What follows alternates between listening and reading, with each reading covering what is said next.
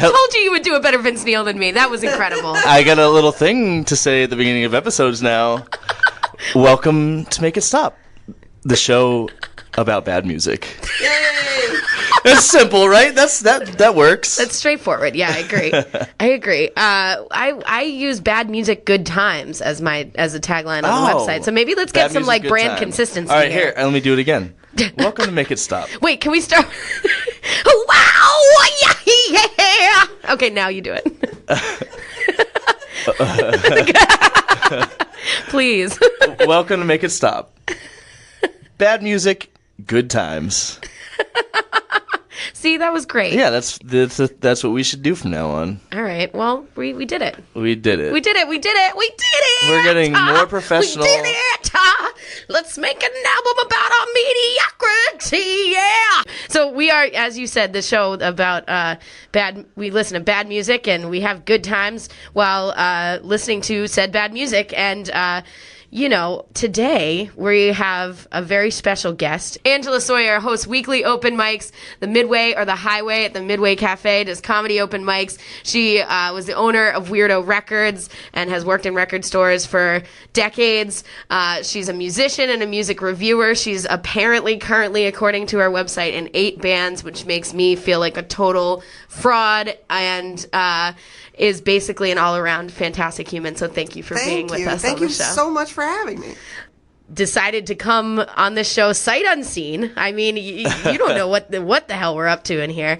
And she, had the foresight and the clarity of mind to say, I know exactly what I want to review, and it's going to be Motley Crue's Theater of Pain. And Angela Sawyer, why Motley Crue Theater of Pain? Well, because it is the name of what happens to you when you listen to bad music. Partly. But also because this record, Motley Crue's Theater of Pain, came out the day that I turned 15 years old. And I listened to it a lot when I was 15 years old. I was a fan of this record at 15, and now I am 47, and I don't know where that person was. You ate her long ago. I may have ate her literally. Like an Ouroboros. Yes. So I was going to ask, because I didn't know the what led to you choosing this album. So you were a glam rock hair metal fan in general in the 80s? I was a weird kid living in Colorado without friends. And very shortly after this, I didn't get along with my parents very well, so I was grounded from music. Oh my God. Wow. That did not go particularly well. I ended up being a musician and owning a record store later in my life, so sorry, Mom and Dad. Fuck you. Yep. That was probably the catalyst, honestly. I got exercised in 4th grade, and here I am today. Yeah, exactly. That'll ruin you. So I was a kid who didn't know how to interact with other human beings, and listened to. This was one of the first few records that I listened to try and figure out people. Really? This is what taught you about humanity? Because I'm not hearing any on the album. There isn't any. They did a bad job. I'm thinking about. That makes sense because when you're an adolescent, you're looking for clues about how to exist in the world, and you're trying to see who am I, and if you're in nowhere in Colorado and you don't know people, and you're I don't belong here, so I might as well be Vince Neil, doing railing cocaine off a stripper's ass. And I'm not sure. My parents probably bought this album for me. I assume. I don't remember getting it or how it came to me, but I do remember very vividly sitting in my room. Holding the album cover and holding the lyric sheet and staring at the giant silver happy face, sad face on the album cover, crying, the sad face crying a little with blood. With the inverted pentagram, pentagram on its cover, and thinking the emotions are things that people feel. Wow. And when you're that age, when you're 14, 15 years old, you learn what empathy is for the first time. Yeah, right. And that is the experience that I had listening to this album. I was just like, oh, wow, these are so powerful, these things that are happening inside people. And, yeah. That's beautiful. I mean, I'm thinking about us at 15, and like I think we grew up in a different generation, but for us it was like emo and like pop punk music and punk music for sure. Yes. In like the early 2000s, it was like, and that's how I guess I learned about like what like white male whiny emotions were particularly. Yes, and Vince Neil's over enunciating is basically the emo of glam. Yeah, it's true. Oh my God. Vince Neil, I mean, I know it's really par for the course in this genre, this vocal style that Vince Neil does. Like, it's what's expected, but there's something particular about Vince Neil. He could have starred on Broadway. Yeah. He enunciates so over the top. It's ridiculous. He doesn't, like, Ronnie James Dio hits notes really hard. Various people have various skills, and his skill is just like chewing his syllables. Yeah. I disagree. There are some dropped consonants on this album. All right. I have noted them. Well, I was going to say, I don't know, there's just a quality about it. Like, it draws you in a little bit, but it's also just weirdly, it sounds like a cartoon rat a lot of the time. So true. Wait, what? Like, it sounds like pitch shifted and cartoonish. Yes. The way he delivers lines. And they're knocking off every band around them at every possible moment. Because this was after Eddie Van Halen was. This is the Sunset Strip scene of the '80s. Eddie Van Halen was playing on stage with his back turned, so people wouldn't see how he was doing cap solos. Right. Guns N' Roses was a thing. Right. So Motley Crue. I mean, I don't know the full history of the band. Like, I know. Oh, I do. Oh, let's see the floor. But so they were. Tell they were us your kinda, stories, Auntie Angela. Teach us your ways. So they were a bunch of posers, basically, is what you're saying. Yeah. Well, they're idiots. they're huge morons. Basically, they were... So, their producer, this guy named... his name is like Tom... I think it's not Waterman, but it's something like close to that. He produced... a bunch of... he got started producing Ted Nugent, and he produced a bunch of Cheap Trick records. And then right before he did this, he did like a Twisted Sister record, and he also did like a Poison record. He was like the guy that you got if you didn't get Def Leppard's producer. And they were on the other side of the world. So like you got this guy if you were in LA. And he makes... Like, the compression on this record is so heavy. God. It's like a meringue made out of compression. And the thing, I honestly think... But meringue tastes good. Yes, and this does not. It's true. I honestly think... But it's thick. I know what you're saying. Yeah, it's so thick. It sounds like there's 20 of every instrument, so that you basically hear nothing. Yeah.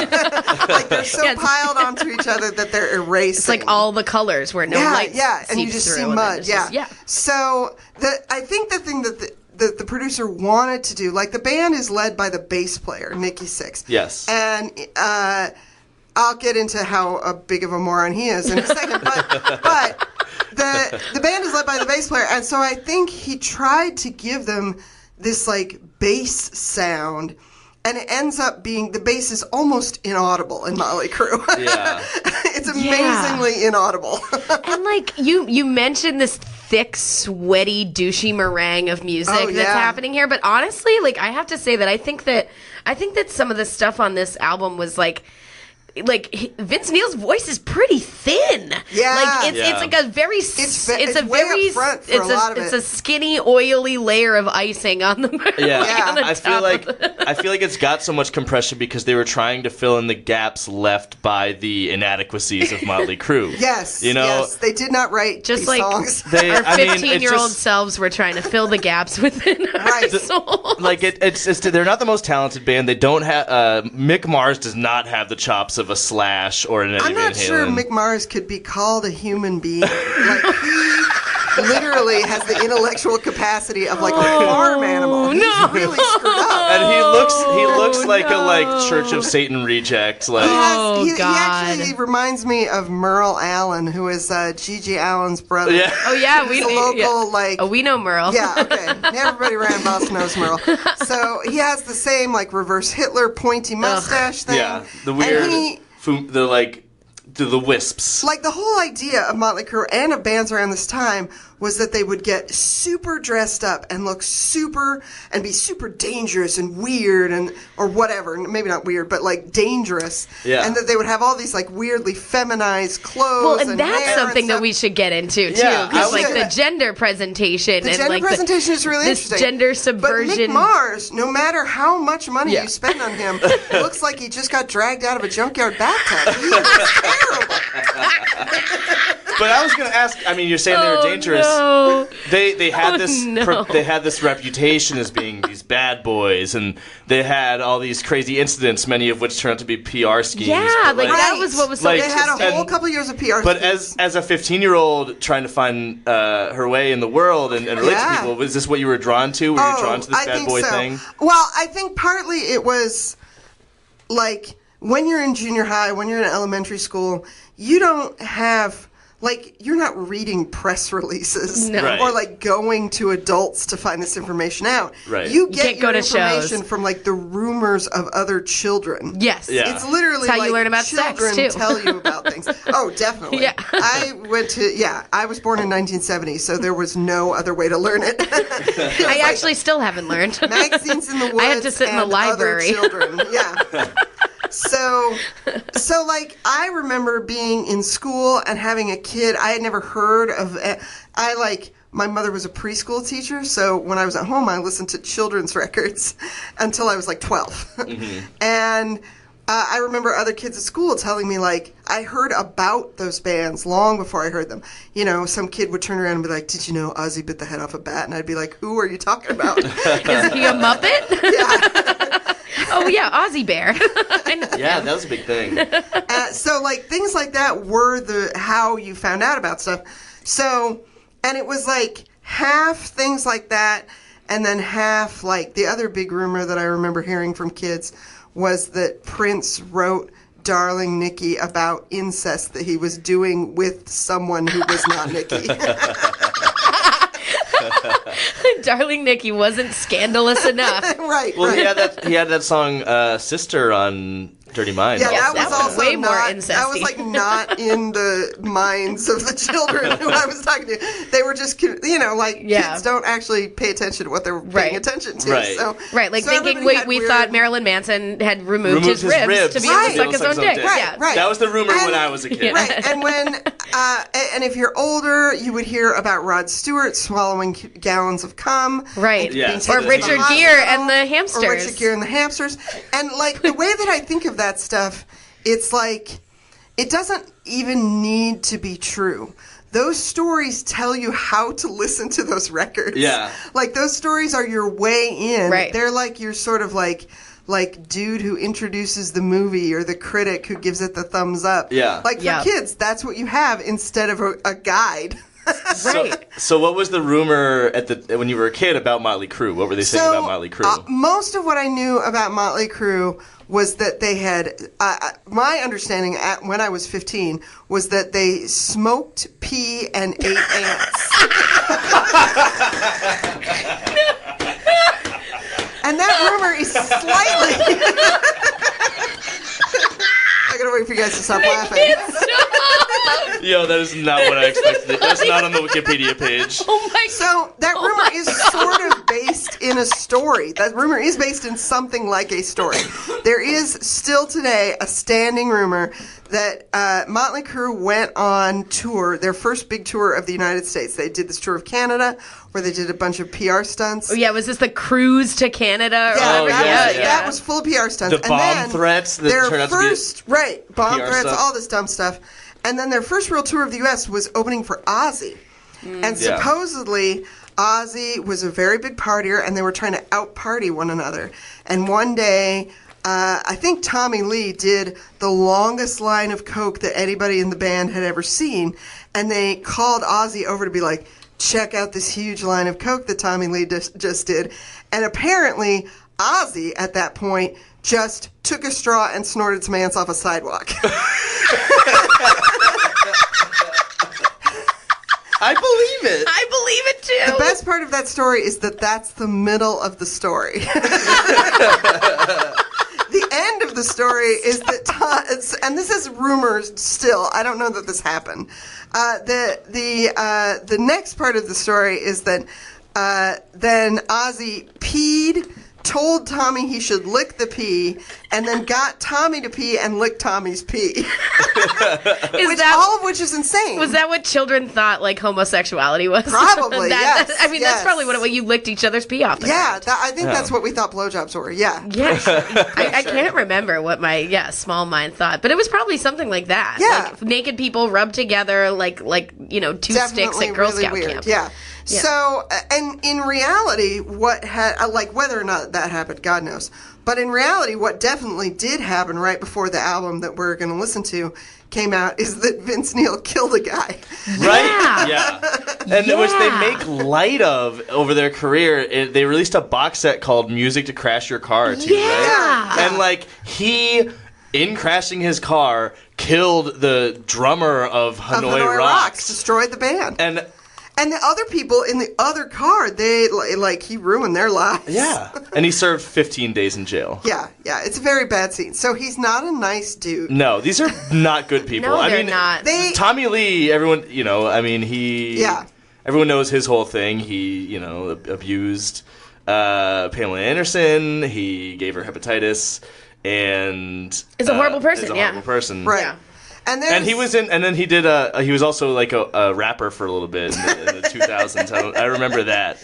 They need wannabe rapper is not a bad enough name for what. Yeah, is this what Methods of Mayhem or whatever? Methods of Mayhem. Yeah, we're probably gonna have. Well, to that was rap that rock, at some point. and then he also did solo stuff. That song.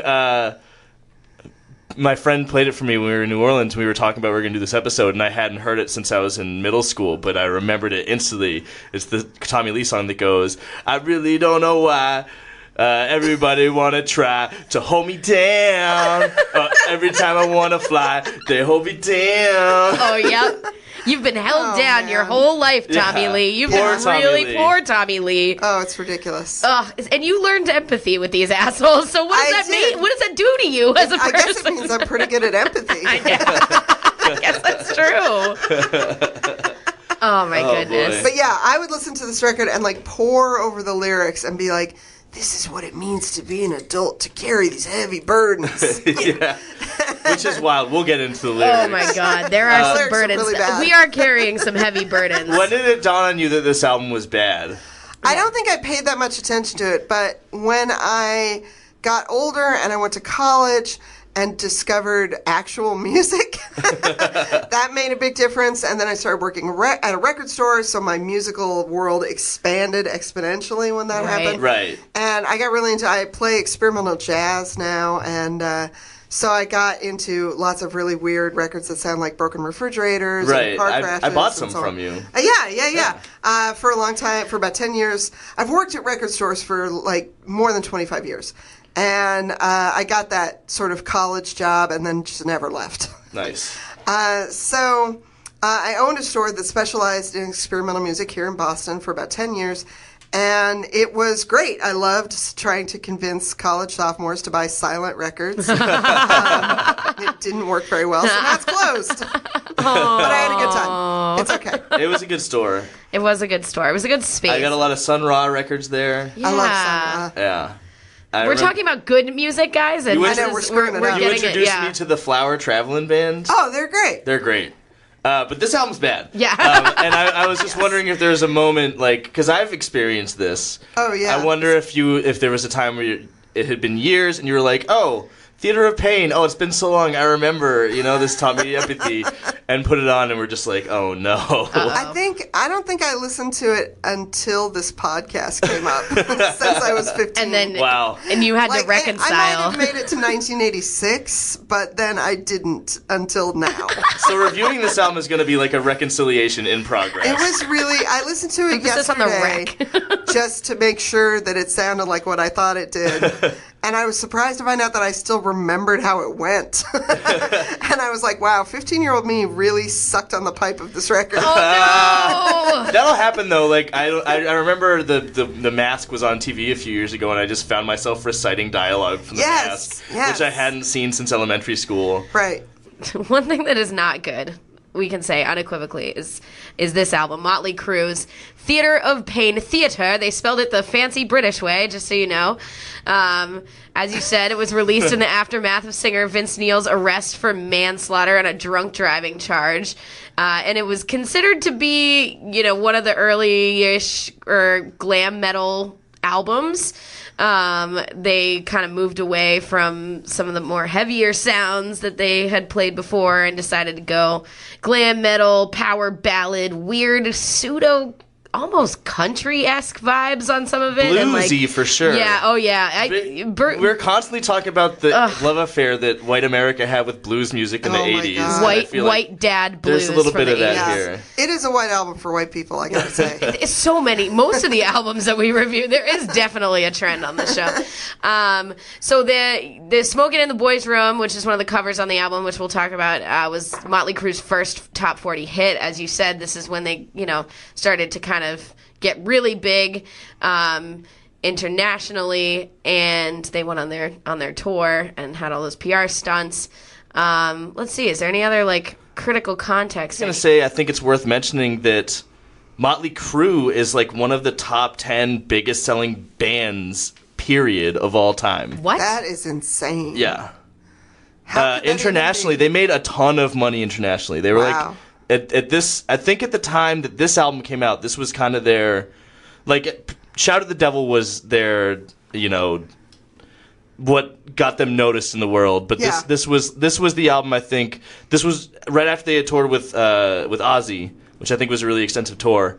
And this is when they became the premier glam metal band, which is weird because they're really bad. It's not even glam and it's not even metal. It's neither one. It's just pop metal. It's just pop metal. It's very milquetoast. It really, I was surprised. There's not even a swear on the entire album. There's not even a cuss word. You know what I mean? Yeah. I gotta say, I was worried about doing this episode.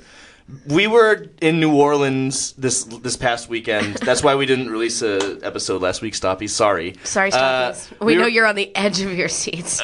We were in New Orleans, and we actually went to see a glam metal cover band one night. It was a free show at One Eye Jack's. Name's called Smoke Machine. Shout out to Smoke Machine. Shout out to Smoke Machine because I had a great time.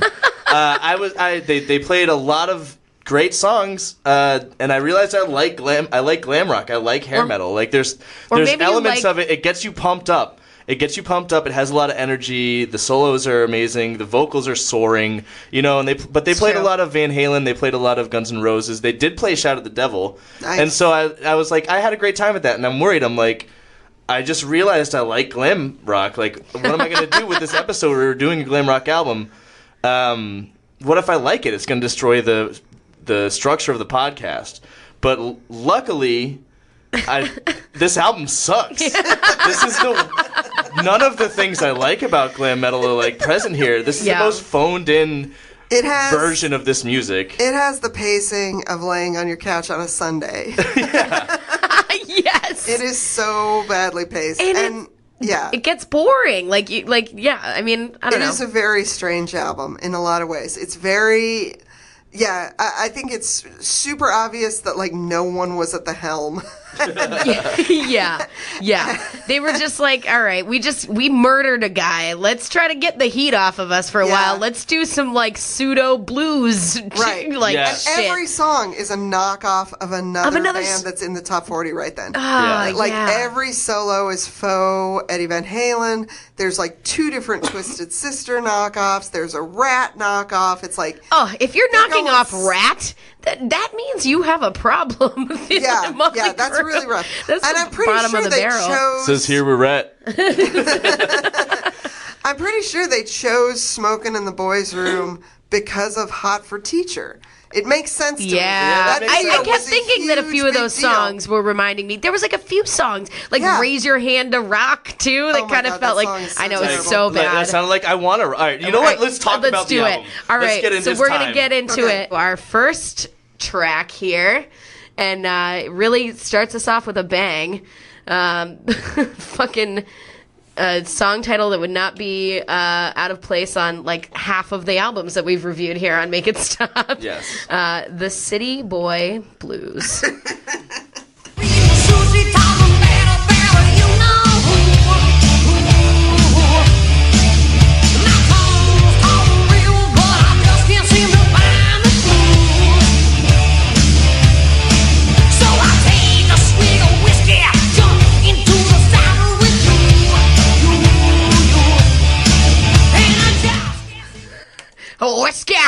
That was... Yeah, whiskey is not a 5-syllable word. It just isn't. You can hear the butt rock in that pronunciation, the whiskey. But pitch shifted to a cartoon rat pitch. Why? I actually, it works for me a little bit. I'm ashamed to say, this is my favorite song on the album. Oh my god! And this kind of lulled me in falsely, where I was like, okay, I kind of like these riffs. City Boy I kind of like the solo. That was I think it's an interesting way to play a 12-bar blues, which it is. It's just a 12-bar blues. Wait, and Vince really? Neil, this song, I was like, oh, you know what? I doubled down on this song, where I was like, oh man, I'm gonna like this album. It's fucked up. It's all downhill from here. It's all downhill from here. That implies that there was a hill. This is more of a ditch. Like, we're just all digging deeper as we go. I will say that the guitar sound on this song is not the worst I have ever heard. It is incredibly compressed and pitched low for glam metal. Mm-hmm. But excuse me. It is not the worst. It is recognizably the same band that played "Shout at the Devil," right? Which is a great song. Yeah. We all like "Shout at the Devil." I like right? early Motley Crue, and I like live, badly recorded Motley Crue because it improves them. Yeah. They need that roughness. There's no roughness here. Yeah. It sounds like you're listening to them in like in an arena with like a shitty pair of earphones, and they're like a million miles away. Yeah, you're like in the bleachers. Right. Yeah. Also, the idea of city boy blues is so racist. Yes. Yes. It is so deeply racist. One of many instances of ridiculous racism on this album. Lightly veiled racism on this album. And if you, all of these songs, the more you pay attention to the lyrics, the more fucked up the lyrics get. They go through, like, the things that the city boy is blue about in this song are basically privileges. Yeah. He's bummed because his friends are eating sushi. I know, I read that. That's amazing. All my friends are eating sushi, talking bad about you know who. No, I'm sorry, it's pronounced you know who.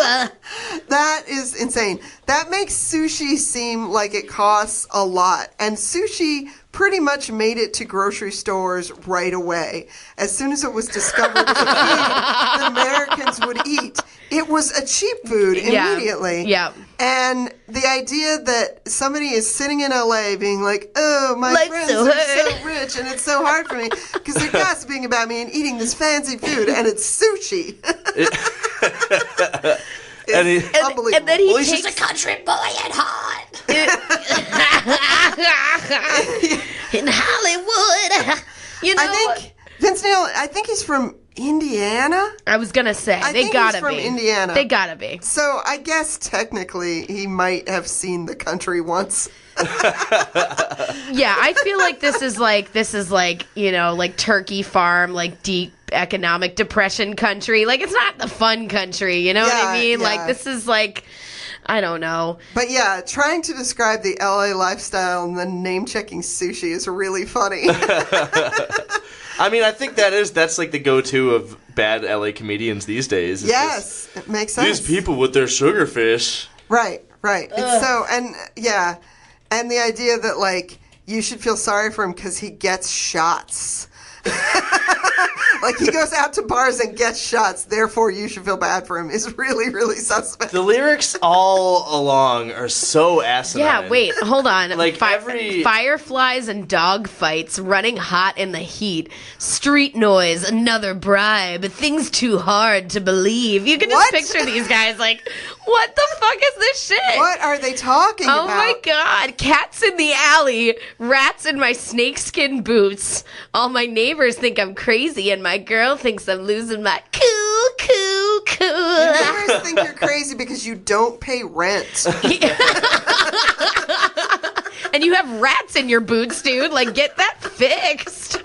Change something. But it's like, I don't know. These lyrics all sound like they were dashed off in about 5 minutes. Like, he says he's got rats in his boots because it rhymes with cats in the alley. kind of. Yeah, barely. And like boots are like a thing you wear in the country, right? You know, Right, like it's yeah. Maybe. yeah. There's a lot of broad stereotypes in this. This is my measure for how dumb these gentlemen are. I want to say that I'm not here to insult dumb people, but these guys are sometimes you realize that famous people are bone stupid.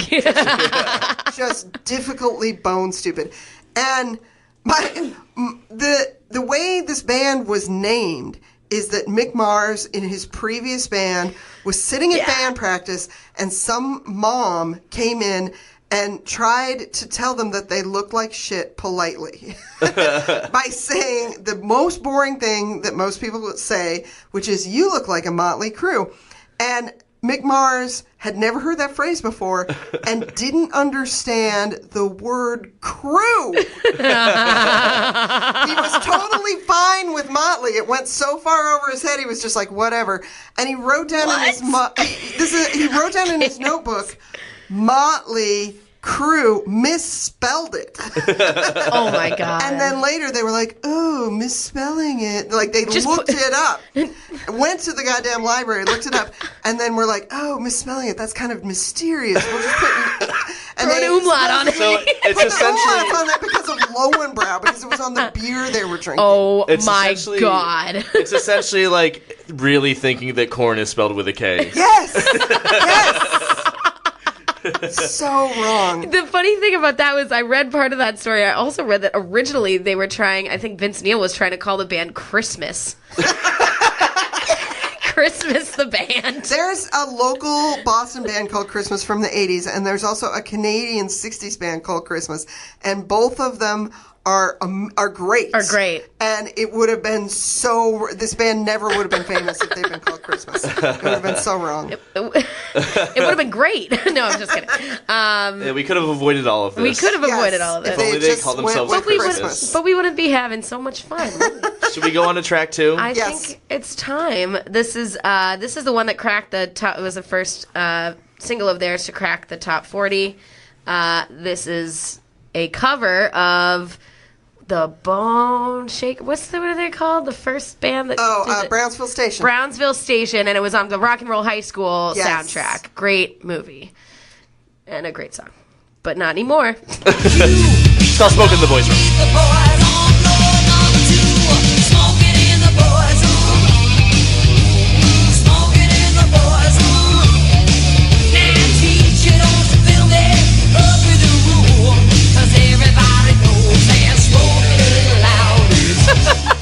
The smoker, like the Smokey the Bear, like outro. Yes. Like what is what is I think that? they got that from Van Halen. That seems like a total, like they saw the video for Hot for Teacher and they heard Van Halen's dumbass like doo-wop songs and they were like, oh, we'll just do that for us. And yeah, it seems like an idea that was brought from someone else other than the band, because I don't think they ever listened to music.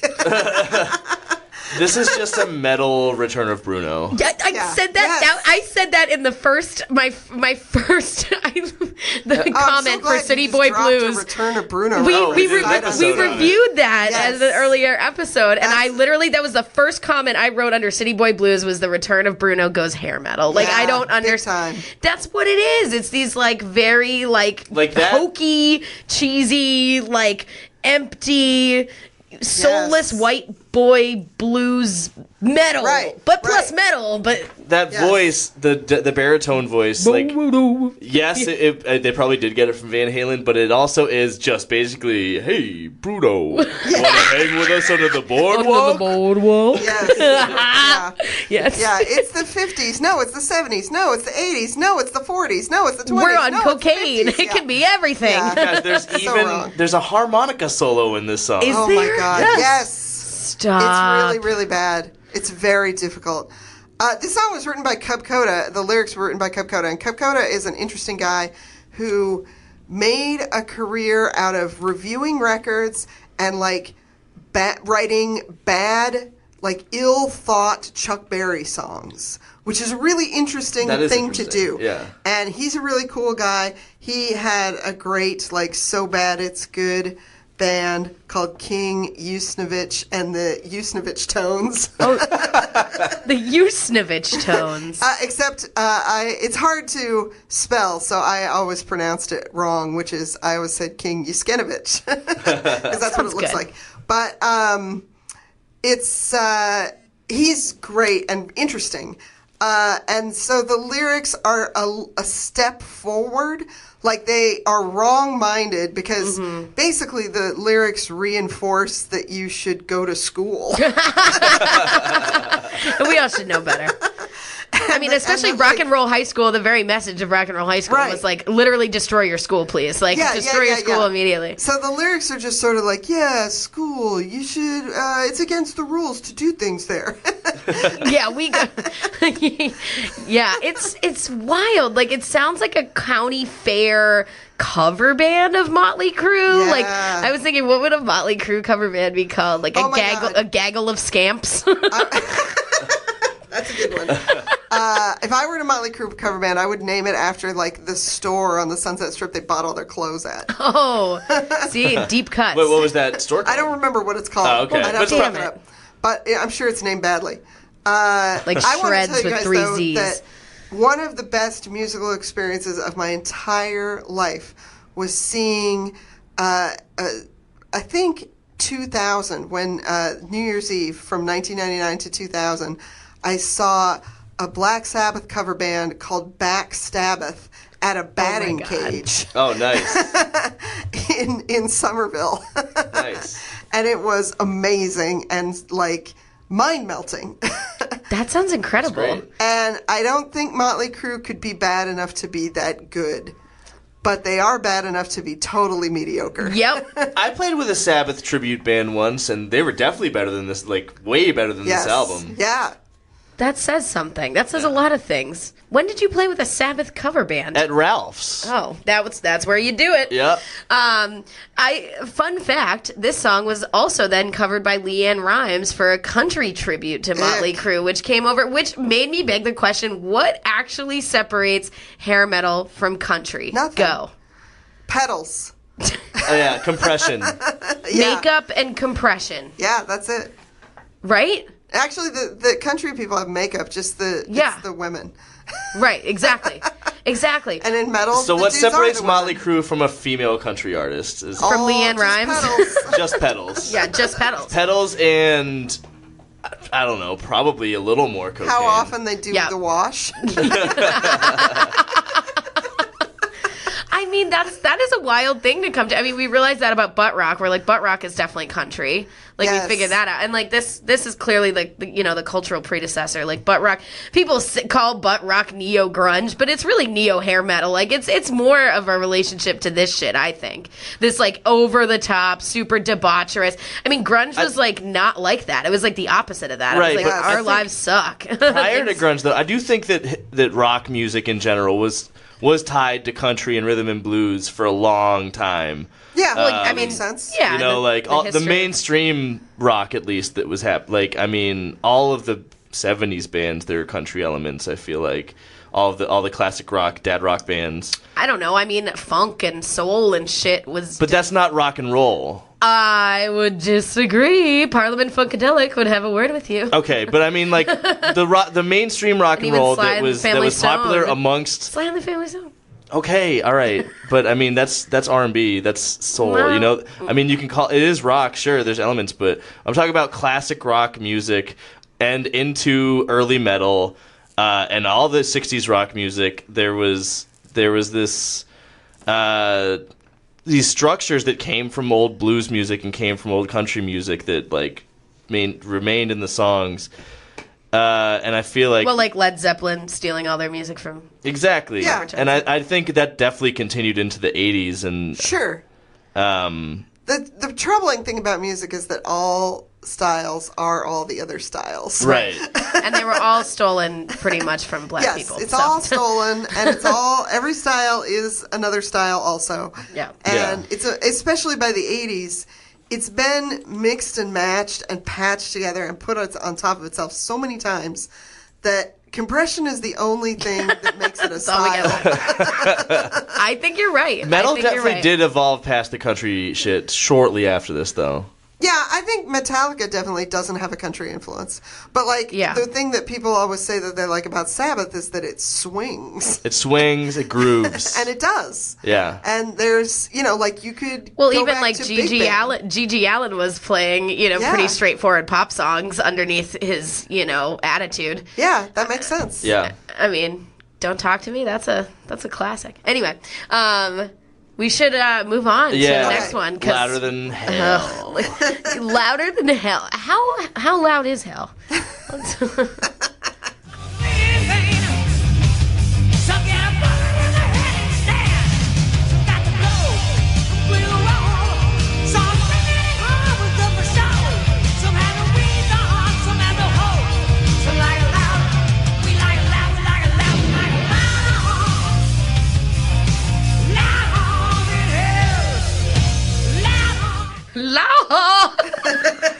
Lauer. Right, that is a heavy dropped consonant. Lauer. I would also like to point out that leading up to that chorus, Vince Neil sounds like he choked on a walnut. I know, his voice is really... He clearly has fucked up his life right before this. Yeah. Yeah. I gotta say, still at this point of the album, I'm not enjoying this. You liked Smoking in the Boys' Room? No, I didn't like Smoking in the Boys' Room, but this is maybe Smoking in the Boys' Room was an anomaly. I hadn't got far enough in yet. At this point in the album, I was still a little bit this is like Diet Iron Maiden. Yes. Yes. I feel like they're Maiden. actually, this seems like a deliberate attempt to rewrite Shout in the Devil. Yeah. They're clearly just like, oh, this is the job that we have, we will do it again. I mean, it's true. It's a formula. It's a clear formula. It's so... unless you sit through the entire song, it's hard to get a feel for how empty the song is. Yeah. It's true. Yeah, well, that's what I was thinking. Go ahead. Sorry. The chorus is really long. And it repeats the entire time. The chorus is just saying louder than hell 4 times. That happened in Smoking in the Boys' Room, too. That happens in, it does louder. No, they didn't say louder. Yeah. They said louder. I would say that for me, at this point in the album, it hadn't yet sunk in that, it's just going to go on like this for the rest of the album. Maybe it's all going to be a little bit mid-tempo and underwhelming. The solos are all, 1 or 2 they get bars. Slower. Yes. And this is maybe trying to be Shout at the Devil, but Shout at the Devil was faster. Yeah. It was more energetic. Complete. It was complete. Yeah. They do seem like there was songs vision. that were half written. There was vision behind that song, and I'm not hearing any vision here. I'm hearing okay, yeah, this is how you play guitar. And it's not fair to say this because they're Motley Crue and they wrote Shout at the Devil, but the imagery of hell that they are using on this album is so bland. I know. It is so deeply bland. Right. It's actually, they don't even describe it. They don't even describe it at all. They're just it exists.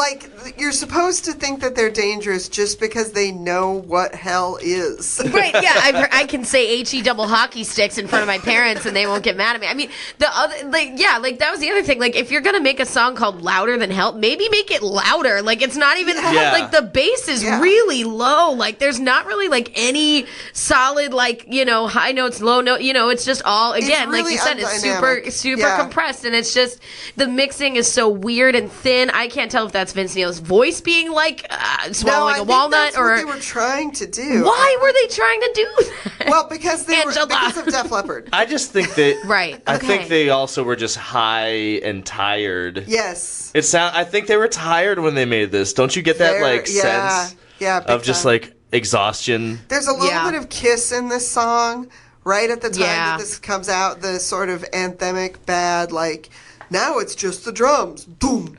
Duh, doom, duh. That's very Kiss. Yep. We do the drums now. Do do do do do. It's just boring. It's boring for a song that's called Louder Than Hell. Yeah, it's the start. I mean, I guess Smoke in the Boys' Room was boring too, but it was a different vibe. I just feel like this is the start of a whole bunch of monotony throughout the rest of this album of like it just goes on like this, except for the power ballad, which we'll get to. That's a real low point. Yeah. All right. So okay, what's next? Let's move on to the next one. This is the 4th track. Do you want to introduce this? So this next song is track 4. Sure is. It's called "Keep Your Eye on the Money," or is it "Keep Your Eyes on the Money"? I don't know. No, it's "Keep Your Eye on the Money." Your single eye. Keep on one the eye. money. The other eye, we don't care what you do with it, but. All right, I'm glad that wasn't a typo. Nope. Keep your eye on the money, baby. It's Bruno, baby. No, that was your Bruno voice. All right. We're doing it.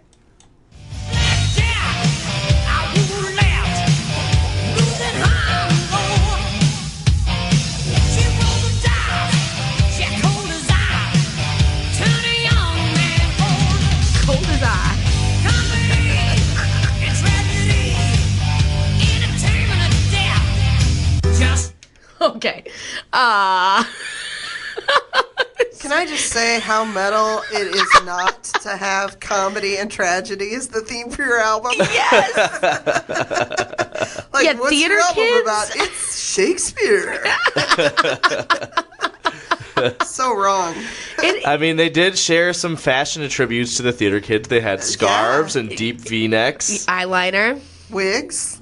Yeah. Problematic relationships with their parents. Definitely.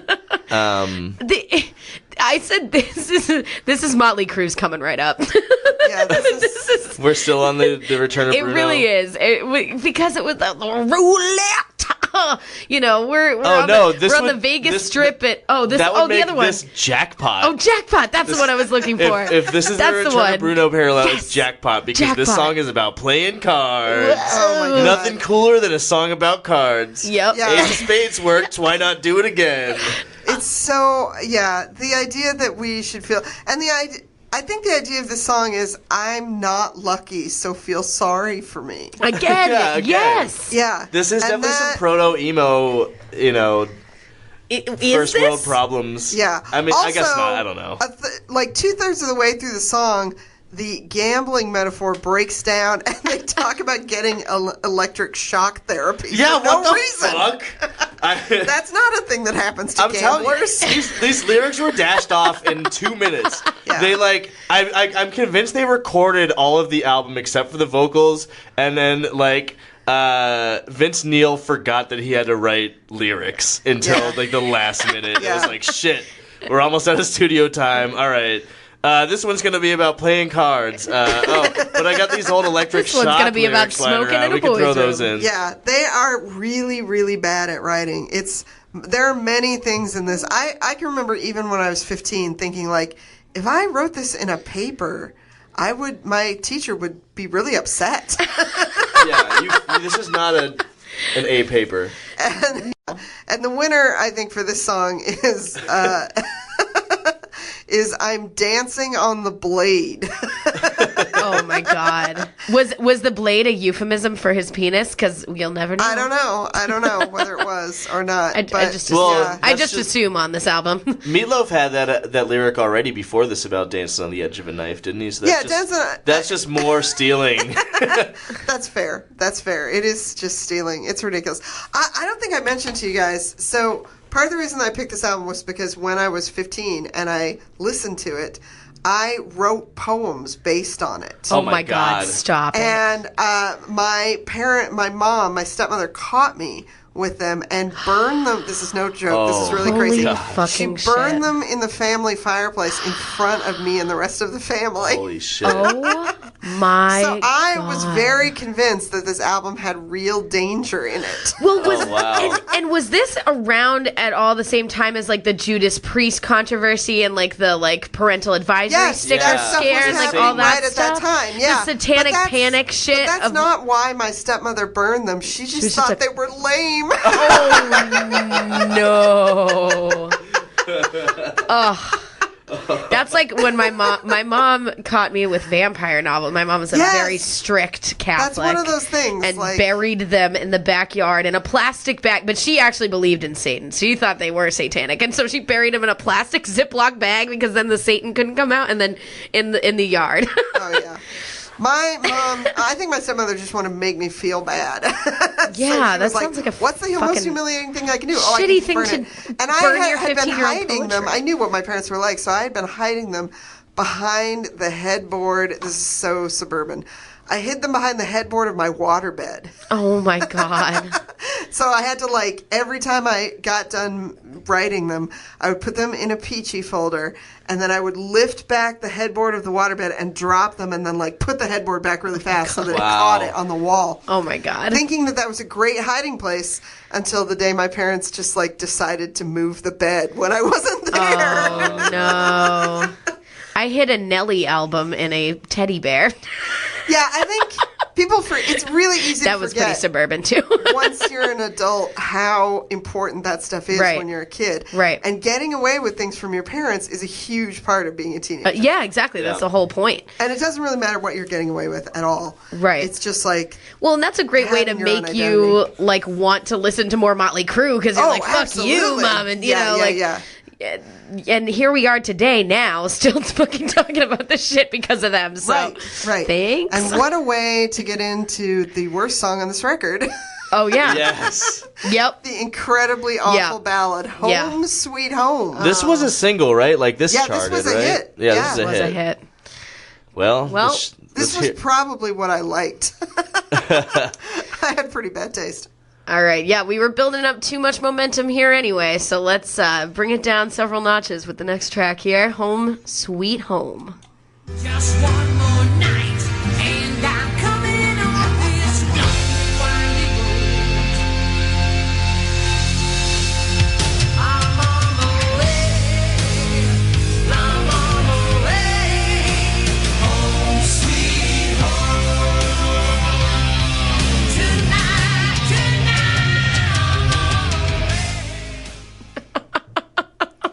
So many things about this song. The intro is the worst sounding piano on earth.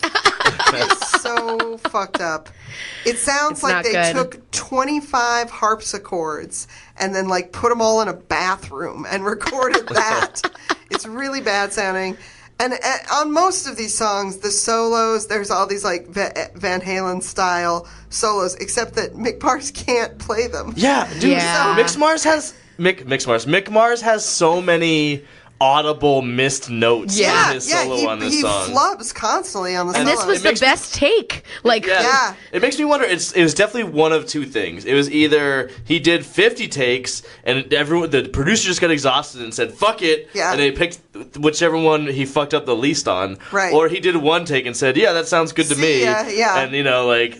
I think it's the first one because the producer was like that. This was a really hard album to make. And he flubs a lot. And I think it's this ballad.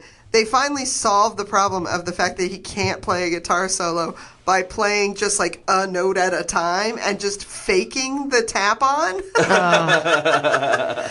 So he's just like no on the same note on one note, and he still is like has like audible pick scrapes and like the whole time. It's crazy. I hate this song. Yeah. I hate every power ballad that's ever existed, though. I feel like a pox on Steven Tyler's house for inventing power ballads with Dream On. It's very difficult. It was a bad precedent to set. It never should have happened. I hate this song. I hate power ballads. This is one of the most generic sets of lyrics I've ever seen. I can't even believe that someone let them record this and was like, yeah, those sound like a song. That sounds like a song. It's literally like a Hallmark card. Right. You know, like your grandma's crochet or whatever has more thought to it than this. And it's like home sweet home, I'm going home, home sweet home, I'm going home. That's it. I'm on my way. I'm on my way. But are you home yet? But where are you going? Wait, I forgot. Where are you now, though? Are you going home? Where's... Okay. It's such a... Like, it's a conversation with your GPS. It's really ridiculous. Take a right. You are going home. I'm on my way. But again, dashed off in 2 minutes before he got in the booth. Clearly. I also want to say, though, that Dream On, the Aerosmith song, is one of my go-to karaoke numbers because I have a really weird, high, squeaky voice. And it like, drops people. Like, people so leave. You can do that. I can. Wait, can you demo for us? Sure. Oh, my God. And so I sound like a chipmunk. It's Oh my real God. weird. And it's as I've gotten older, I'm worse at holding pitches than I used to be also. So it's very odd, and people just leave the bar. which is I like about it. Which is your favorite karaoke bar to inflict anywhere. that on?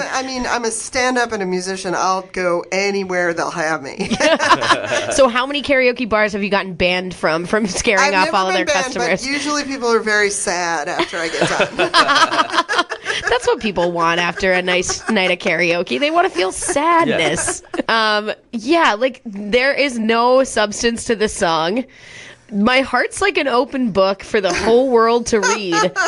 Sometimes nothing keeps me together at the seams. Wait, I'm on my way. Home sweet home. Tonight. So wait, your heart's like an open book for the whole world to read, but the book has nothing in it and it can't be held together and it's falling apart. That's about right, yeah. Yeah, the I don't know what's falling apart worse, the book or the analogy. Yeah, it's pretty fucking dumb. I remember the lyrics that I remember from being a kid were I had to run away high so I wouldn't come home low. Oh, yep, that's very painful. Is that from the Simpsons album? Was that a Bart lyric? No, that's this album. No, that's this song. Yeah. Yeah. Should have, yeah. Are all of these albums the same?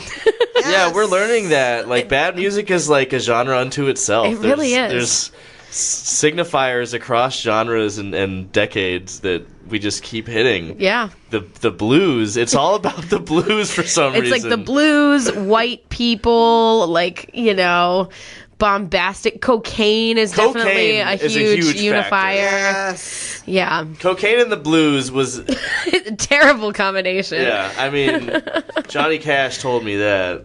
Oh, jeez.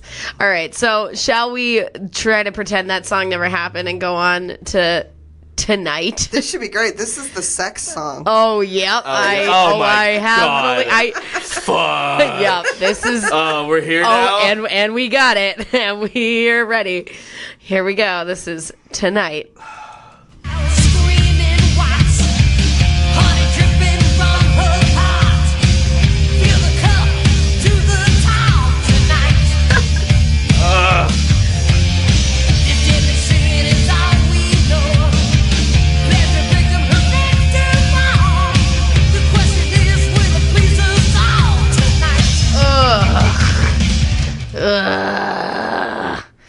Did you hear? Okay, I'm gonna just read those lyrics. For you. I wrote them down. Read yes. Those very lyrics. 90,000 screaming watts, honey dripping from her pot.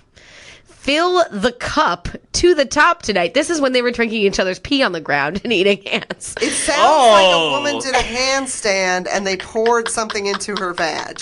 Yo, the lyrics to this song are disgusting. Wait, it continues. This deadly sin is all we know. Pleasure victim, who's next to fall? First of all, that doesn't rhyme at all. Yeah, that makes no sense. The question is, will you please us all tonight? Yes, this song is about running train. Yes. Yeah. That's literally what they're singing about. It's fucking gross, but they're doing it with, like, trite Dungeons and Dragons analogies.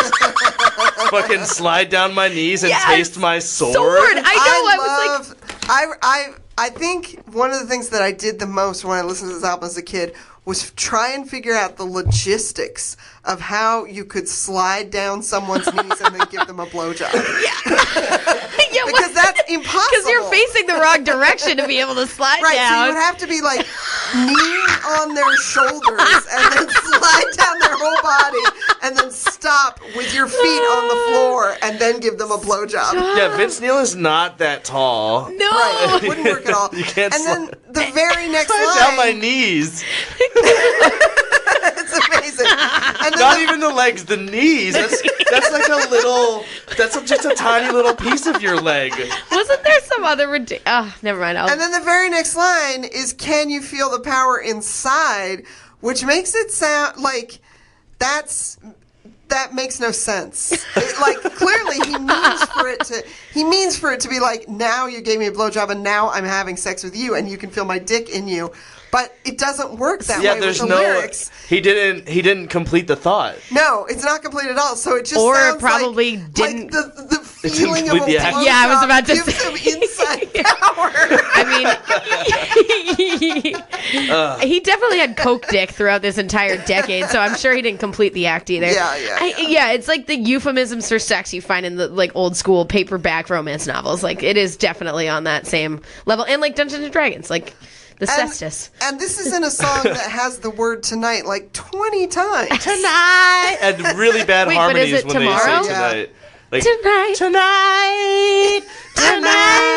The harmonies are so... I think it's got to be Mick Mars doing the bad harmony on that. I just imagine his Did face. we just blame everything wrong in the world on Mick Mars? I'm for that. That sounds like a good plan. It's That healing. could be national policy. One of my notes on this song was, guys, please just fuck each other. Yeah. It's bad. It's really bad. Yeah, this is... Every song in here It's is really insane. bad. This is definitely the grossest song, It's- though. It's for sure. disgusting, yeah. The worst song. Yeah, if you weren't sure, Motley Crue would like you to know that they are not virgins. No. We swear. Well, it sounds, it's like that. I think that was the song that we were thinking about was like, that I was just thinking about was like the Broken Side song where they talk about coming on someone's stomach or whatever, or like Oh, no. Peaches and cream dripping down your waist, girl. your waist. It's like the same thing, like slide down my knees. Like, what is happening? Like, are you sure you've had sex? Like, actually? Like, your Only with waist? gymnasts. It's not an your erogenous waist? zone, the knees. Yeah, no. I like to get nibbled behind the knees. I love when peaches and cream are dripping down my waist. My waist. My waist. Are you lying on your side for that? Yes. And Yeah, what you is it? Still have not determined what the peaches were either. Yeah, we figured out the cream. We got as far as Oh the my God, cream. that's- Yeah, this is probably the most misogynistic album since Broken Side that we've done, right? Yeah. Well, it's in a lot of ways its spiritual predecessor, right? Yeah, I think so. Yeah, they're oddly. All of this has been united. Almost all of these albums have been united by toxic masculinity, for sure. This is bad. Should we move on? Is there anything else I'm very about? interested in the lyrics of our next song. It is a really strange song. Yeah. It's the musical answer to a movie montage, to like an 80s Yes. movie montage. Yes. They don't name check Vietnam, but they get just about everything else in there. Yeah, this is think there. they We didn't just start have the really fire. Bad history. They don't know how history went. So Well, they just were make some fucked stuff up from all and of it, name right? Check it. So, you tell us what you think, Stoppies. This is Use It or Lose It. Marilyn Monroe, street walking gypsy, Michael Trudeau said, hey, you, what you gonna do when time runs out on you? Use it, I lose it. Sweet time inside my side said, hey, hey, hey, hey, better use it, before you lose it. Better use it, don't throw it away. Hey, better use it, before you lose it. Okay, so this is one of the fastest songs on the album. Yeah. Yeah. And another amazingly metal, super brutal move to begin your lyrics with the word ragtime. Yeah, what? And then they name check James Dean, JFK, Marilyn Monroe, Margaret Trudeau. Yeah. Right. A street walking gypsy Margaret Which Trudeau. I had to look that. Who is Margaret Trudeau? Does anybody know? I have no idea. Let's None look of her us up. looked. Okay, none of us looked her up. I was like, somebody I must have done assume it. that's I like probably Justin should've done that. Trudeau's grandmother. I know that's what I was trying to figure out. I was just talking to my friend Michael, and he was like making fun of us for never doing research, and here it is again. Here it is. Shout out to But Michael we can in look New it up Orleans. right now. A Canadian author, actress, photographer. Yeah, so she is. She's a mother of Justin Trudeau. You're right. She is But- Justin Trudeau's mother. Wow. So And she wears bandanas, which Well, this is is probably weird. what metal bands like about her. Learning this is weird because I felt This like has nothing to do with. How does this have anything I know. to do Why with is Motley this in Crue? metal songs? I felt- yeah, it makes no sense. I felt like he was name dropping only like celebrities who died young, but she did. but she's alive still. Yeah, because that's the whole thing. Is like, oh, this song is about celebrities who died young, which that's supposed unfortunately to be the didn't happen to Motley Use Crue. it or lose it. Yeah, But, like yeah. if you're gonna die, you could die young anyway. So you want to be a James Dean or you want to be a JFK. What the Margaret Trudeau? This has Yeah, nothing well, to what do. the hell? There is literally no. I'm skimming. Is this she a article. street walking gypsy? Does it say in the? She does have a bandana, so I think because these guys were definitely Was not she- Probably not a racially gypsy nuanced. prostitute. Wait, Yeah, but was she just definitely a not. fashion icon for them? Who knows? It's very odd. Makes no sense. Yeah, And how did they find out about her? Yeah, it's a weird one. it doesn't. Yeah, there's seemingly no connection whatsoever. Maybe on their Canadian tour. Oh, someone that's it. told them about her. Or maybe did that they is get? definitely it. That's what happened. Someone was. They were like, we yelling can be at them about cultured. her. They were just like, her She's name a sounds gypsy. cool. Let's put it in a song. Yeah. Makes That- sense. That rhymes with shit. That rhymes with Monroe. Oh yeah, that's the closest we can do. What are we gonna rhyme with, Es- Marilyn escrow. Monroe? Remember when they told us about Margaret Trudeau? That rhymes. Close Wow, enough. same syllables and everything. Oh man. I will say that the intro kind of ripped on this one, and I liked it. It was the only one that I felt it like woke me up a little bit because Yeah, it's fast. it's fast, and even though the song, they definitely talk a lot about heroin overdoses, it's definitely the most alive sounding song in the They album, in my tried for a opinion. second on this one. I I don't know if they tried. They just made it faster, and therefore I liked it better. more. Yeah. This one didn't wake me up. I didn't catch on to that. This one, I still was just feeling like, oh, they're doing this to fulfill a, label requirement. Like it. Well, this whole still album sounded sounds like a phoned in. cash grab because, like, Homeboy manslaughtered a person. Although he Yes. only served, like, 15 Couple days in weeks, jail, but he yeah. paid, like, $2 million or something. Yeah, what a So- deal! Probably You seemed get to like a kill lot someone then. for Yeah, $2 million. for $2 million, I'm apparently. pretty sure that would still work. It would. Yeah. Certainly. Sadly, I think it would. Yeah, they're It's so just severe. fucking street walking gypsy Margaret Trudeau. I'm still just baffled by this. Stoppies, let us know. Is there, especially our Canadian stoppies? We do have a few Canadian What is the fans out point there. to Like, that? what is this referencing? Because we're baffled. Yeah, explain to us why Margaret Trudeau is metal. Please. Hashtag metal Trudeau. Hashtag metal Trudeau. Also, We lost a Twitter follower this week. It's not working. we don't know what we're doing. We don't know what we're doing. Wait, we actively alienated somebody who already went through the process of actually liking our shit. That's ridiculous. I don't know if it was the We did a post bad about how much I like the jewel cases for No Limit records from the late 1990s or that turned me off. yeah, it's I'm doing my best out here, Stoppies. I'm We're sorry. failing, Stoppies. I don't understand Twitter. I'm an old man. We don't know what we're doing. Please send us a 5-paragraph Essay about Hinder. about Hinder. Please send us a 5-paragraph essay about Hinder. And then choose the next album that we review, or one of the albums. Yeah, that we you review. get your You have all the choice. power in the world. All right. Should we move on to number 8? Save Our Souls. Sure. More of the same. More of the same. I've been the dancer, the wicked romancer, a never-ending nightmare, edge of disaster. Save our souls from the heaven. I don't think his tongue touched the roof of his mouth once over the course of that. Okay, this song boring seems as like hell. it got help because the idea that the members of the band are toys shows up in the lyrics more consistently enough that someone obviously told it to them. Really? And Are they talking about themselves? I was trying to figure assumed this they were out. talking I thought they were themselves. talking about prostitutes or something, street Oh, maybe toys. you're right.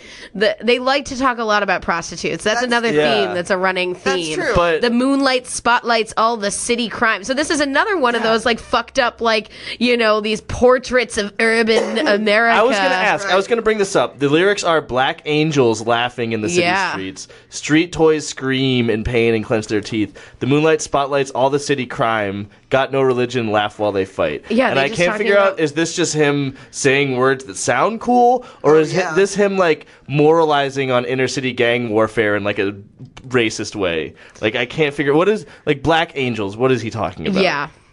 I think little of both. Is he talking about like the Hells Angels, maybe like bikers? The chorus literally says "Save our souls for the heavens," meaning that they want to get out of whatever this life is that they are detailing with street toys.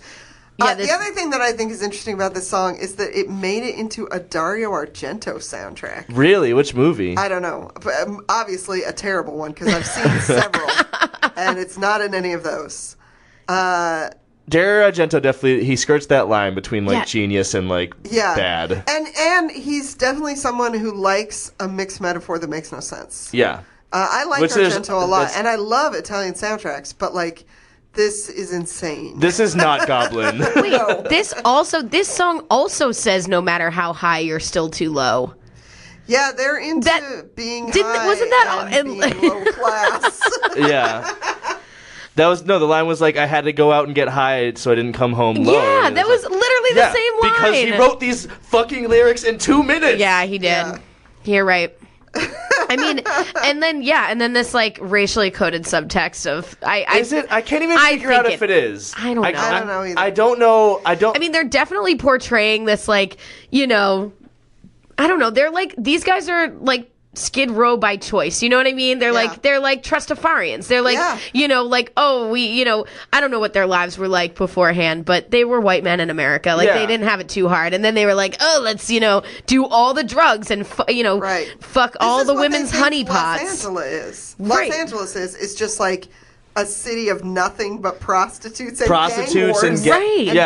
And then they kind of try to like use that to be like, oh, we're tough, but they're actually just hanging out on Sunset Strip like wearing makeup and doing cocaine in daylight and come from super privileged backgrounds. But that's how they that's the thing. All during this era, they all lived in LA, and it was every song about LA was like, oh, it's rough, like welcome to the jungle sort of shit. Right.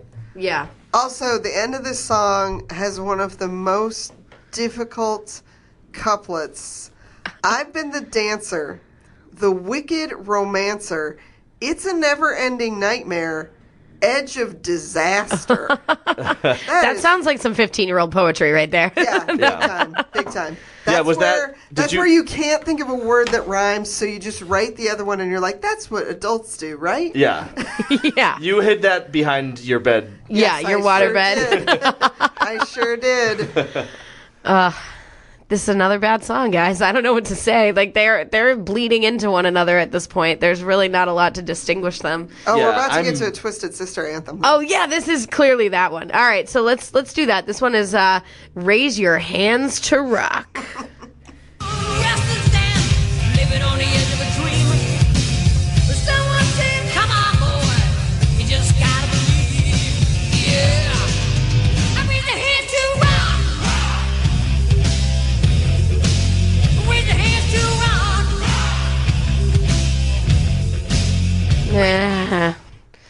At least people are being polite, Can I please rock? Mr. Six, can I rock now? Thank you. Yeah, that's a really true thing about that Twisted Sister mid-'80s rock thing. It's okay if you party really hard after you get permission from your parents. Yes.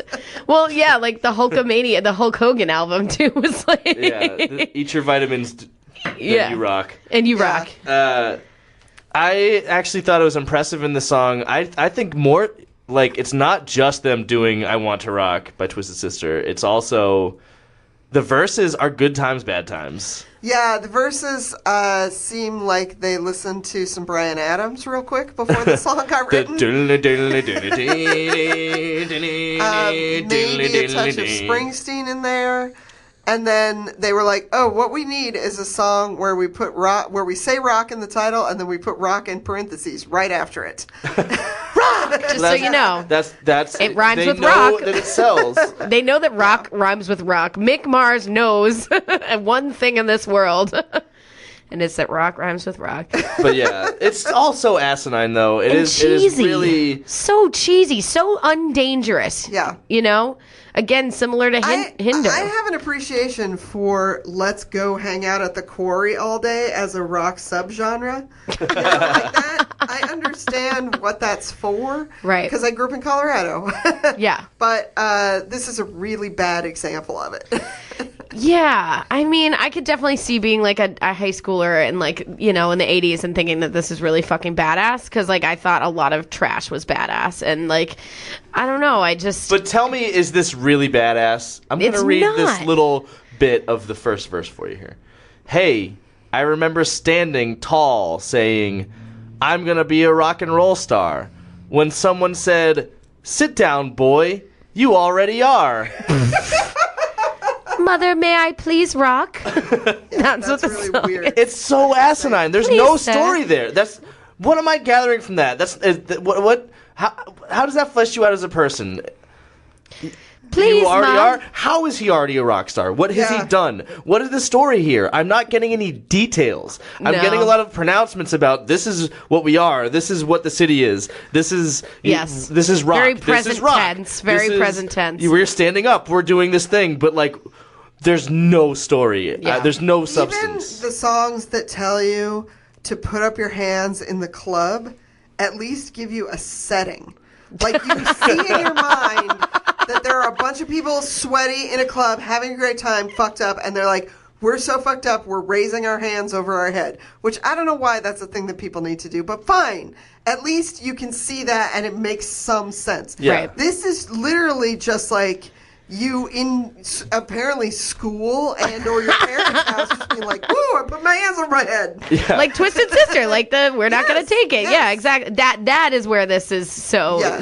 clearly like a ripoff of that like sense of like, fuck you, Mom and Dad, I'm going to my room where all these hair metal like artists Yes. are, you know, busting in the window. And of course, that's exactly what I was doing in real life when it came out. Yeah. I was like, fuck you, Mom, I'm going to listen to my hair metal. Except Dee Snider wasn't there to like lift your dad up by the collar. Yeah, this is just, it's cheesy. It's very undangerous sounding. It's just a. I really like if you put on a song like fucking Panama, you know, like there's so much going on in that song, you know, Yeah. there's so much Yeah. driving that song. There's a narrative to it, and there's interesting guitar parts changing from moment to moment. Right. And in this whole album, I'm getting plotting like. Yeah, that's it. Yeah, with that's like, the one. with just regular guitar chords and like a 1-bar solo and these lyrics that are saying nothing. Yeah. This is frustratingly substanceless. Well, through and through. Our last song, they're going to try really hard to say something. That's right. That's right. They heard my our God. criticisms. Oh, how they say things. They do say them. This song is showing you why we're just better off with the vocals, the lyrics that mean nothing. Yeah. Because Yeah. This is when they This try to is- get woke. oh boy. Oh, it's so Let's- difficult.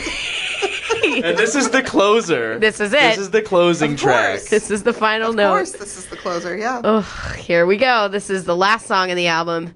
Jesus Christ. Fight for your rights. Now who's to blame?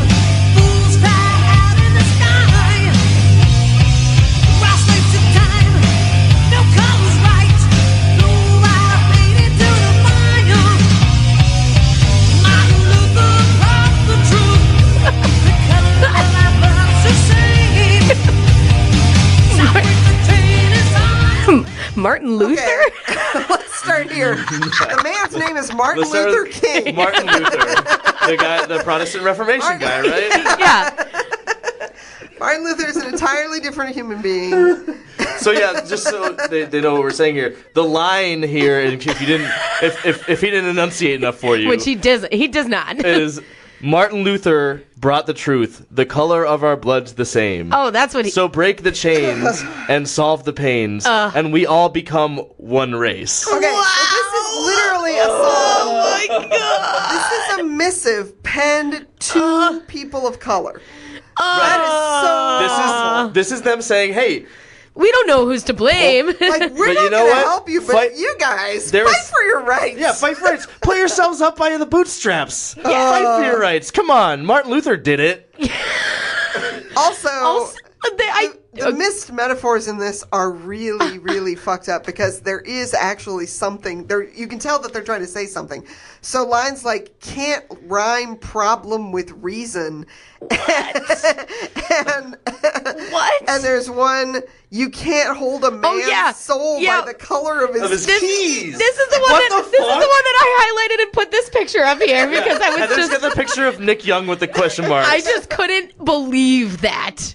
What that was. I can't believe any of this fucking happened. And all of the lyrics, and the following line to that is, "a tear o' blood runs from my eye, but somehow I can never make you cry."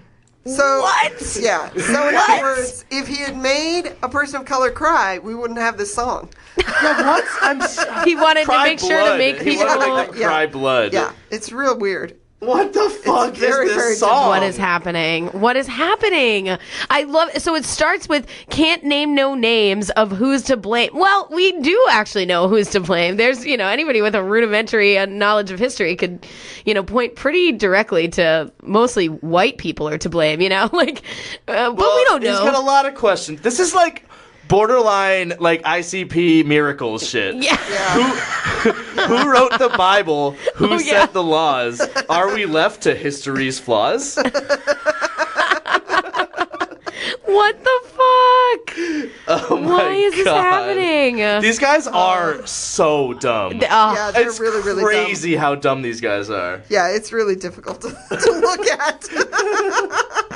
No colors right. Oh wait, also they say we're all slaves to time. Yeah, like hey, I know things have been rough for you, but we're all slaves just to time. Just to time. We're all in the same boat. Oh wait, did I say boat? Oh no.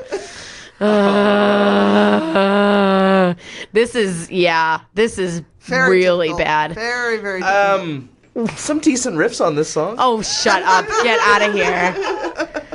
It's true. I wish on my rock is colorblind. It is probably racist of me to even think it, but I wish that I could hear the conversation that precipitated this song. Oh yeah. I'm glad. I'm was this also their glad like that Live no one else Aid can like hear we? it. Yeah, was this like the they don't celebrate? Do they know it's Christmas? Is this is this the Motley Crue? Do they know it's Christmas? I don't know. It's so I can't imagine what they were thinking. It's so rough. I don't think they definitely didn't consult any black people before they wrote this song. No, for sure. Absolutely not.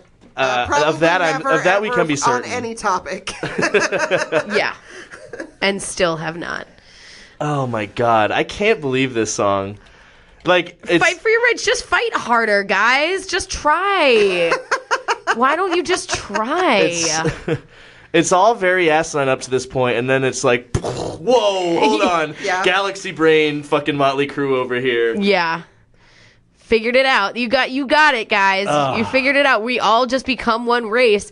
Does the pain eat the children? That is a line. These lyrics. Do they know it's Christmas? Every single lyric is like something to behold in this song. Yeah. Can't solve the pain. Just. Jesus Christ. No colors right. Ugh. All right. Yeah. Yeah, no, it's bad. And the decent riffs. Come on. You gotta find something to grab onto. I suppose you do. From time to time, because otherwise, what are you doing? Yeah. It is mercifully short. It's like 33 minutes or something. Yeah. In we'll fact, give that it's album. One of the only songs where they only repeat the title like once. Yeah. It also the title. It's the Theater of Pain. Like there was really not a lot of emotional depth on this album. Yeah, I'm not getting the pain or really any. It's all just one fucking note, one fucking riff. Yeah. Yeah. Very. And it's a bad one. So thanks, I guess, Angela, for doing this to us. No problem. No problem. For inflicting this theater of pain upon I'm us. just glad that I could bring my 15-year-old problems to you. To our 30-year-old problems, and now there are problems. Now there are problems. Now they're everybody's problem. Yeah, hear that, Stoppies? So we like to, at the end of every album, we like to review or give it a ranking in some sort of a quantifier. I don't know. The point is, Angela, you hold the power here. Something that sums up the album. Yeah. I think an object. thing for this album, let's name it after Vince Neil's car. Oh. You want to look up a picture of the car? The car that he killed the guy with. Like the make and model of the car. Yeah, it's called it's called something that sounds like tomato. Oh. Oh yeah. What is that? Well, it was a Pantera. Pantera? Wait, is that why Pantera calls is Pantera named after a car? I don't know. Wait, did we just figure this out? Whoa. Is that? Well, Pantera used to be glam metal before they were Southern death kill, whatever they are. That's a fucked up car. Yeah. Yeah, that's a guy died why there. that guy died. Yeah, sure looks dead. Okay. All right, so this is rated out of 0 to -5 wrecked cars. Yes. Perfect. Great. 0 to -5 vehicle homicides. Yes. Vehicular manslaughter. Vehicular manslaughter. Okay. Thank you. Yeah. There we go. We got it. The pictures of Vince Neil coming up on the computer are distracting me. Yeah, it's They're true. really odd. It's true. He looks really bad. He's not a good guy, and he. Yeah, he's a bad dude. Go look up Mick Mars now, because we've been talking about him. Do you know what Mick Mars looks like? Oh, yeah, they all Oh look no, really Check him out I don't real know what he quick. looks like. The other thing, I don't think we mentioned, even before they did a lot of drugs and got in trouble for being terrible to people, they literally made, after that Canadian tour... Yo! He's dead. Mars doesn't have I don't want to look at a dead man. That is a picture of a corpse. That is a dead man. What the I was thinking of eyes are 80s and 90s Mick Mars. He's looking a lot worse than I remember him. Stop. Yeah, He's got some bad He has no drag queen eyes. plastic surgery going on too. He has no eyes. Wow, that's crazy. Oh, all right. Well, Okay, so... Sorry, go on. Anyway, what was I saying? I don't remember. we were what I was ranking saying in at all. terms of 0 to -5 vehicular manslaughters. So I think this deserves probably... I'm going to go with a -3 because when I re-listened to it after many years, the production was not as bad as I remembered. I remembered it being even tinnier than it actually was. And I was impressed by the lower tone. Like, they were clearly trying to balance between glam and metal, which was their job. Right. So that is in its favor. That is possibly the only thing you could say that in its favor. And then on the other hand, you have lyrics that are so bad that they devolve into just straight racism. Yeah, which does take it to the next level. And misogyny is all throughout the album and all throughout the 80s. So whatever, that is what it is. But and clearly they don't think that they're doing those things. They think that they're being helpful. Do they? I thought they were I think trying they to do. be bad boys. they're running train on a woman in one of their songs. Yeah. I don't know if they're trying to be helpful. Yeah, I don't know. That No, they're trying but to be helpful in there. that last song they are. They're They trying think to be they're good. the white saviors. Yeah. But the lyrics are very difficult, and so that's many points off. Yeah, Also, for sure. compared to other Motley Crue albums, this is more generic and more pop, and just generally less thought out than their other records. Yeah. Definitely. They have been partying or going on tour and somehow functioning for a couple of years, and you can tell. Yeah, exactly. They do sound Barely exhausted. functioning for a couple years. Yeah. Yeah. And I think the thing that I got out of this record when I was a 15-year-old was just that people feel bad. And we now feel bad too. Wow. It all comes full circle. I also feel bad now. I felt bad as a 15-year-old, and I was I was glad to know that other adults felt bad. Yeah. And they should feel bad. I hope that Mick Mars Adults- feels bad out there right Calling now. these guys adults is generous. Yeah, it is. for sure. It's very generous, but that's okay. I'll be generous on that. Yeah. Okay. That's a solid rating. I would say, yeah, I'd have to agree with you there because I might have given it a -2. If I gave Bruno a -2.5, that was like for the egregious like temptation, like the use and abuse of the temptations. I was like, because like a -2, it's like bland and bad. Right. But I gave it a -2.5 because it's like you also took my heroes Don't and you ruin ruined them. the early 60s, please. Yeah, exactly. Like this started out bland and bad and then got like atrocious with that final song. That takes off a whole nother point for me. So I'm with you. I'm a -3. Because it's fucking, it was lukewarm garbage and then it became fucking hot garbage. It's like not cute. No, Vince Neil, nobody asked you to be the spokesperson on behalf of Black America, solving racism by saying Martin Luther brought the truth and the color of our blood's the same. Oh my God, that's It's going to be a fucked no up. for me, dog. I'll say this. The one thing that I think you can say that's in it's both... That, for me, the quintessential moment of this record is slide down your knees and taste my sword. That is an insane image that is completely nonsensical and physically impossible, and also an amazing metal moment. Yes, that's true. That's true. That is this album's best point. That should have been the true. album cover. It should have been a Yes. Yes, a drawing. I'm pretty sure that's what I did in the margins of my bad poems. Is like try to draw that. Sliding down knees to taste the Oh sword. my God. Yeah, I mean that's the one that's the image that's gonna stick in my head. Yeah. Yeah, I don't know. You folks are making some good points about this. Obviously, I'm not gonna give this album a good rating. It was bad. But you liked the riffs. I liked some of the riffs, and I like some of the hair metal tropes. It's charming in its own horrible way. Right. The way Vince Neil's voice. They're still chunkier than Twisted Sister. Vince Neil's voice, though, for all we've been saying, it is a memorable, interesting voice in music. It's just so... Yeah. The way it does stick with you in a weird way. But that being said, herpes sticks with you. The lyrics are horrible. The drums are phoned in. The guitars are phoned in. The solos are short. The production is super compressed. Bass is inaudible. And again, those lyrics, I can't say enough about how fucking pointless they are. And then suddenly shockingly offensive and ridiculous at the end too. Yeah. So but I don't know. This feels a lot to me like the Return of Bruno. It's yes. it's giving me the same. It feels as safe and market tested as Return of Bruno. I just feel compelled to give it the same rating as the Return of Bruno because I just feel like they're in the same family. This is a -2.5 for me. Fair.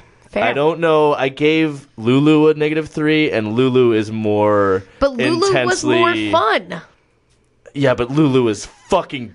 Actually, Lulu was horrible. Lulu was horrible. Angela, what's your hot take on Lulu? Do you have any hot takes on Lulu? I don't have a hot take. It's just bad. Yeah, okay, great. Exactly. Yeah. So for me, this isn't quite Lulu. I'm giving it a -2.5. All right, that's fair. All right, so we are done with another week of Make It Stop. We would love to thank our guest, Angela Sawyer, for being here today Angela. with us. Would you like to take this opportunity to plug any upcoming things that you want our adoring What fan am base I of 12 doing? to hear about? Let me find out what I'm doing. I do lots of weird comedy. Okay, so every Sunday I run an open mic at the Midway called Midway or the Highway. Yeah. I'm going to be at McGreevy's on Monday the 12th. I'm going to be at someplace at the Burren, which is in Davis Square, on the 14th. And I'll be at the No Show on the 16th. I have a schedule. That's Wow. awesome. You can go to my website and look at my dumb schedule. What's the website? What's your website? It's called ilovecarlronner.com. going to ask you about that because I looked at, wait, yeah, what? Karl Rahner is a 20th century German theologian who always looks grumpy, and I find that fun about him. So I named my website after him. How do you spell, all right, for the people, how do you spell Karl Rahner? It's spelled ILUV, like, like you love Vince Neil from Motley Crue when you're 15. Karl, Rahner, RAHNER.com. Okay. You can probably find me from the old Weirdo Record site, too.